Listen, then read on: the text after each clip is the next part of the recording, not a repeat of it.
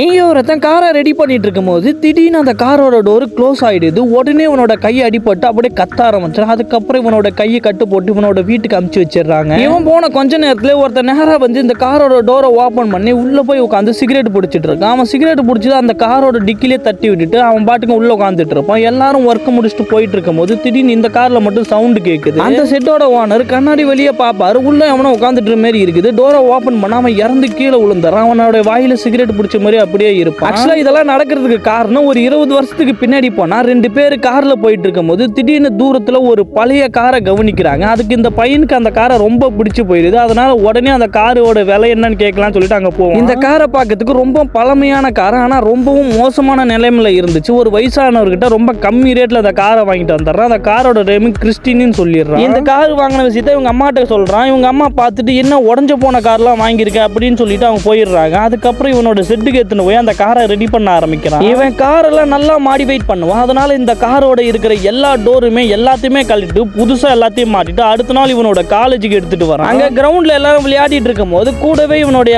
ஆளையும் கூட்டிட்டு வந்திருப்பான். இதை பார்த்து அங்க இருந்த ஸ்டூடெண்ட் எல்லாருமே இவனோட கார் மேல ஒரு கண்ணா இருக்கு, இந்த காரை எப்படியாவது அடிச்சு உடைக்கணும்னு சொல்லிட்டு ஒரு பிளான் பண்றாங்க. யாரும் இல்லாத நேரம் பார்த்து இவனுடைய கேரேஜுக்கு வந்து இவனுடைய காரை சுக்குநூறா உடைக்கிறாங்க. எந்த பார்ட்டுமே இருக்காது. லைட்டு, ஹெட்லைட்டு, கண்ணாடி இந்த மாதிரி எல்லாத்தையுமே உடைச்சு போட்டுட்டு அங்கிருந்து தப்பிச்சிடறாங்க. இவனோட லவரோட இவனோட கார் எடுக்கலான்னு சொல்லி வந்து பார்த்தா அந்த கார் ரொம்பவும் மோசமான நிலைமையில உடஞ்சி கிடக்குது. இதை பார்த்தோன்னா அவன் ரொம்ப சிவகமாயிடுறான். மறுபடியும் இந்த காரை ரெடி பண்ணலாம்னு சொல்லிட்டு ஒரு பிளான் பண்றான். ஆனா இந்த டைம் அந்த காரை ரெடி பண்ணினா ஃபர்ஸ்ட் ரெடி பண்ணதோட அதிக காஸ்டா இருக்கு. அதனால என்ன பண்றதுன்னு தெரியாம முழிச்சிட்டு இருப்பான். கொஞ்சம் தூரம் போனதுக்கு அப்புறம் அந்த காரோட லைட்டு திடீர்னு எரிய ஆரம்பிக்குது. அதுக்கப்புறம் அந்த கார் ரொம்பவும் நொறுங்கிய நிலைமையில இருக்குது. ஆனா ஆட்டோமேட்டிக்கா கொஞ்சம் கொஞ்சமா ரெடி ஆகுது. இதை பார்த்தோன்னு எனக்கு என்ன பண்றதுன்னு ஒண்ணுமே புரியாது.